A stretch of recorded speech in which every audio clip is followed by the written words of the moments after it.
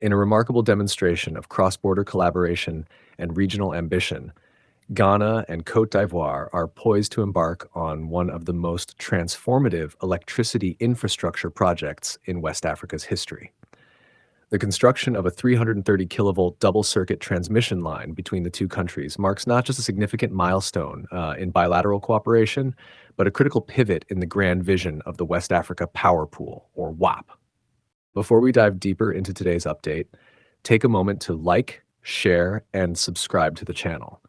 Your support is key to helping us grow and reach more viewers like you. Don't forget to hit the notification bell so you never miss out on exciting updates. At the heart of this initiative is the shared goal of deepening energy integration across the economic community of West African states, ECOWAS, an objective that has lingered for years, but is now taking shape in ways never seen before. On Wednesday, June 25th, 2025, at a high-level ministerial meeting, the Chief Executive Officer of the Ghana Grid Company Limited, known widely as Gridco, Engineer Mark Ba, unveiled details that have sent waves of excitement through both the energy sector and the broader public.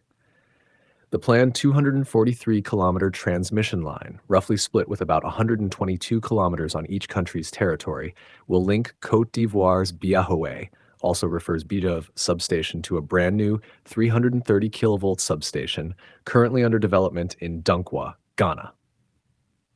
This is no ordinary upgrade. This is a strategic leap that will redefine how electricity is shared, managed, and traded between two of West Africa's most important economies.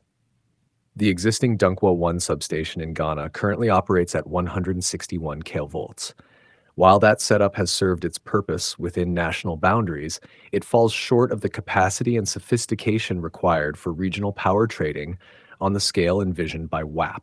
This is why the new Dunkwa 2 substation, designed to operate at 330 kV, is such a pivotal addition. It signals not only Ghana's readiness to elevate its power infrastructure, but also its commitment to serve as a vital node in West Africa's emerging energy superhighway. The financial scope of this ambitious project is equally significant. With an estimated cost of €154.4 million, the investment covers a wide spectrum of needs, from rigorous environmental and social impact mitigation measures to detailed construction supervision and robust project management. This is not merely a civil engineering project. It is a well-calculated, meticulously planned mission to engineer stability, resilience, and sustainability into the power grids of both countries, and by extension, the entire region. It's the kind of project that requires vision, cooperation, and trust, all of which have been steadily cultivated between Ghana and Cote d'Ivoire in recent years. What makes this development even more compelling is the broader context in which it sits. Across West Africa, the demand for reliable, affordable, and clean energy continues to grow at a rapid pace. Urban populations are expanding, industrialization is accelerating, and with climate change posing increasingly severe threats, the need for sustainable energy solutions has never been more urgent. It is within this atmosphere of urgency and opportunity that the WAPP initiative operates. And this Ghana-Cote d'Ivoire project is one of its most visible and impactful expressions to date. Engineer Mark Ba, in his address, highlighted not just the technical sophistication of the project, but also its regional significance. According to him, this is more than just wires and pylons connecting 2 points on a map. This is about empowering millions of people with stable electricity. It's about enabling businesses to operate efficiently, students to study without disruption, hospitals to run life-saving equipment without the fear of sudden blackouts. It's about creating a foundation on which economic growth, technological advancement, and social progress can be built. Moreover, the project is a vivid example of what can be achieved when African nations work together toward a shared goal. In a world often dominated by external influence, seeing Ghana and Cote d'Ivoire spearhead a project of this scale and complexity with such clarity of purpose is inspiring. It sends a powerful message that African solutions to African challenges are not only possible, but also preferable. But beyond the bold headlines and official statements lies a deeply human story. Imagine the technician in a remote town who will now have the tools to monitor and maintain sophisticated grid systems. Picture the rural family that will finally have consistent lighting at night.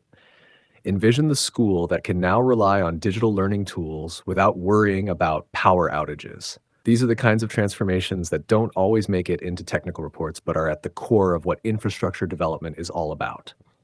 And let's not overlook the job creation element. Projects like these create thousands of direct and indirect employment opportunities. Engineers, electricians, surveyors, environmental specialists, logistics experts, the list goes on. And with local content policies becoming increasingly central to national development agendas, it's expected that a significant portion of these jobs will go to Ghanaian and Ivorian citizens. This means income for families, skills development for youth, and long-term benefits that stretch well beyond the project's completion. The environmental and social impact of the project has not been ignored either. With a budget allocation covering impact mitigation, the project has been designed to align with international standards. This ensures that communities are not displaced without proper compensation, that ecosystems are preserved, and that the project enhances rather than disrupts the balance between development and sustainability. It's a delicate dance, but one that both countries appear committed to executing with precision and care. From a geopolitical standpoint, this project also holds strategic value. Energy dependence has long been a sticking point in African development discourse. Countries with surplus energy, like Cote d'Ivoire, often struggle to find efficient, reliable mechanisms to export that energy to neighbors in need. Simultaneously, countries like Ghana, despite making great strides in energy production, still grapple with challenges related to load balancing and grid reliability. This transmission line addresses both issues in one stroke, creating a symbiotic relationship that strengthens not just bilateral ties, but regional solidarity. The timing, too, could not be more ideal. As ECOWAS continues to push for greater economic integration, infrastructure development remains a key enabler. Without electricity, factories don't run, digital economies don't flourish, and regional trade doesn't scale. In this light, the Ghana-Cote d'Ivoire project is not merely an engineering marvel. It is a cornerstone of regional economic diplomacy. It is a bridge, albeit one made of cables and substations, that connects people, economies, and futures. The West Africa Power Pool initiative, under which this project is being executed, envisions a time when electricity can move seamlessly across borders, responding dynamically to demand and supply fluctuations in real time. It's a future where countries no longer suffer from blackouts while their neighbors have surplus energy. It's a future that makes regional stability, growth, and prosperity not just possible, but inevitable. And Ghana and Cote d'Ivoire, by taking this bold step together, are helping to usher in that future. But none of this happens in a vacuum. It takes courageous leadership, competent institutions, and unwavering public support. It takes time, patience, and most of all, belief. Belief that progress is possible, that collaboration is stronger than competition, and that infrastructure is not just about steel and concrete, but about people, purpose, and promise. As the first shovels hit the ground and the first towers rise, the world will be watching, not just to see if the project is completed on time and within budget, but to witness the power of regional unity in action. Because this is what development looks like when it is done right. It is thoughtful, inclusive, and transformative. It builds not just systems, but societies. It powers not just machines, but dreams. And so, as Ghana and Cote d'Ivoire join forces in this historic undertaking, one thing becomes clear. The future of West Africa's energy sector is not a distant dream.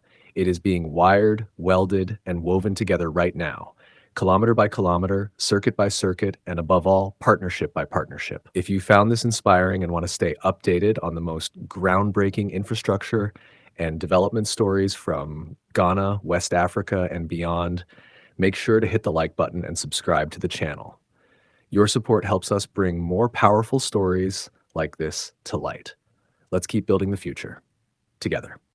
If today is your first time watching this channel or you are returning to this channel for the exciting content, please subscribe to the channel for more educative and developmental projects across Ghana and Africa as a whole. Do you want to know about the state of a project in Africa? Then make sure to like and comment the name of the project you would like us to talk about and its current state.